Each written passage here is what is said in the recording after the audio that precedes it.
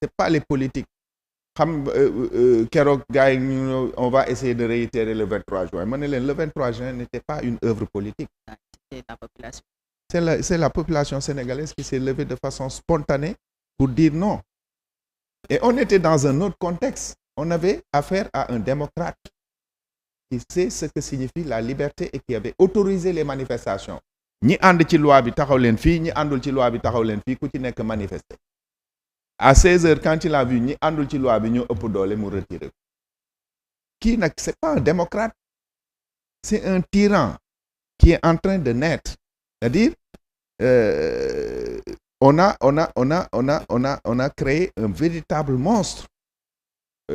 Kenn mu ngi ma doon wax bindoon nga benn texte 2 ans après l'arrivée de Macky Sall au pouvoir il faut nga génnewaat ko. Et dans ce texte je disais que j'espère qu'un jour on ne regrettera pas devant nos enfants et nos petits-enfants d'avoir voté le yoonu yokkute. Et c'est ce qui est en train de nous arriver. On a créé un monstre. Ce monstre nag il faut qu'on le combatte. Comme tu dis comment, c'est plusieurs formes moom laa la wax léegi. On a la voie juridique, attaquer les textes. On a d'autres moyens. Les autres moyens nag il faut de l'organisation et de la stratégie. Beaucoup c'est pas quelque chose boo xam ne man maa koy décider wala man maay wax nii la ñuy def ak nii la ñuy def. C'est que il faut que les gens qui peuvent organiser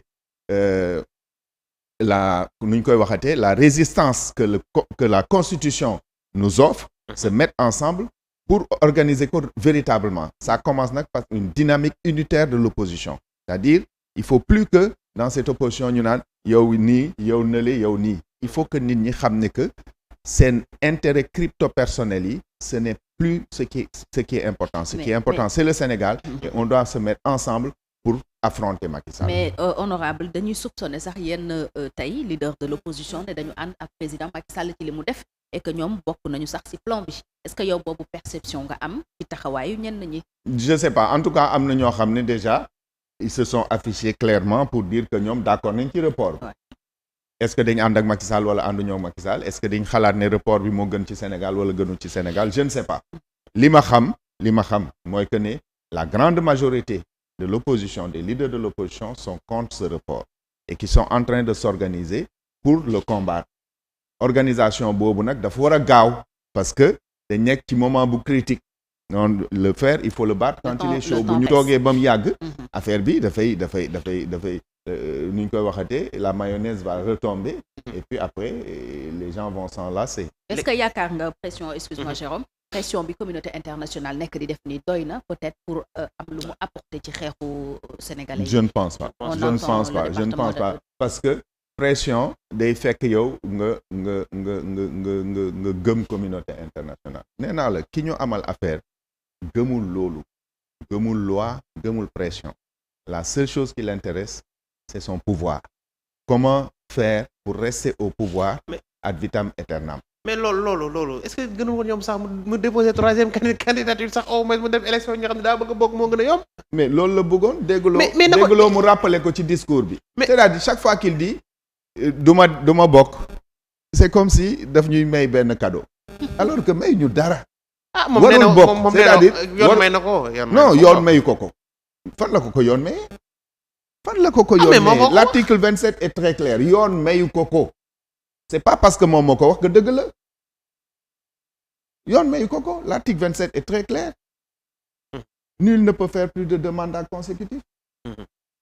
moom léegi mu naan du ma bokk. du ma bokk du wax. waruloo bokk. warul sax wax ay du ma bokk ak yooyu suñu yoon nekku ci ndax dafa bëgg a bokk wala bëggul bokk du bokk. D'accord. Maintenant li am mooy son coup d'état constitutionnel. loolu la ñu war a wax. ñu xeex loolu mais bu nit ñi divertir ay waroon na bokk ak war. c'est en fait c'est devenu tellement écœurant que da nga naan c'est du sabotage en fait. quelque part est-ce que nekkuñ di détruire l'image de ce pays-là volontairement etc. pour nous enfermer dans une nuit sans fin. loolu il faut pas que les démocrates de ce pays l'acceptent. il faut pas Macky c'est un spécialiste de la soporification moom dafay nelawal ay nit xaw ma dafa jàng ay technique d'hypnose xaw ma mais day wax nelawal nit ñi après pendant 10 jours gars yi naan waa fan lañ nekk. Il faut que nit ñi il faut qu'on soit vigilant. Il faut qu'on soit vigilant et qu'on comprenne fan la jëm. fan la jëm pour yow. fi qu'est-ce qu'il moom cherche laa la à wax faire? il cherche à installer un émirat gazier dans ce pays. c'est-à-dire man maa fiy toog wala bu may jóg ki ma neex moo fiy toog. léegi si ki ma neex googu tax foofu laa bëggoon jàll mais dama bëggoon bros tuuti quand même ci Fatou li mu waxoon sànq ci par rapport ak communauté internationale surtout la CEDEAO. CEDEAO parce que tamit CEDEAO est-ce que dañ ci mën ci moom dara gis nañ Alassane Ouattara la mu def moom coup d'état constitutionnel la def ba léegi nag moom mu ngi toog Côte d'Ivoire tranquillement y a pas eu de sanctions y a rien ñu gis nañ président Macky Sall tamit ci yoon woowu la daal di nekk daanaka sax fi Alassane Ouattara jaar mooy soppi constitution moom daanaka soppiwul waaye am na ay càmbar am na ay mbir yu mu def daal ba moo fi nar a toog ba décembre su nekkee loolu moo nar a am donc léegi à partir du 2 avril lan nga jàpp ne moom la CEDEAO war a def ndax dafa taxaw wax clairement du ñu reconnaître président Macky Sall comme le président légalement installé au Sénégal wala dañu war a jël ay sanctions yu métti comme yi ñu bëggoon tegale waa Mali teg ko à l'encontre du Sénégal. Normalement si la CEDEAO est cohérente, Macky Sall, en violant la constitution sénégalaise, a violé le protocole additionnel de la CEDEAO, article sur la bonne gouvernance et la démocratie, article 2. Donc, déjà, on devrait le sanctionner. Génne nañ un premier communiqué bu xaw nooy waaw. Deuxième communiqué bi, ils ont exigé que le calendrier électoral soit respecté. Je pense qu'ils sont en train de se rendre compte que ce monsieur, c'est un vrai dictateur. C'est-à-dire, bu ñu amee ñaari dictature dans les économies les plus fortes de l'UEMOA, on va avoir des problèmes. Donc, il faut que ñu CEDEAO taxaw wax ak moom bien que xam nañ fi Macky Sall teg CEDEAO. xam nañ fi mu teg CEDEAO. la ko teg. faalewu leen ñaata décision CEDEAO la Macky Sall refusé. parrainage bi. faalewu leen wax na ci nanguwuñ ko doxal. faalewu leen il les considère même pas. Donc du yooyu du ay CEDEAO du ay communauté internationale. C'est les Sénégalais qui vont régler le problème. suñ ko réglé wul suñ bopp kenn duñu ko réglé. Il faut qu'on prenne nos dispositions pour jàmbaarloog moom pour mu jóge.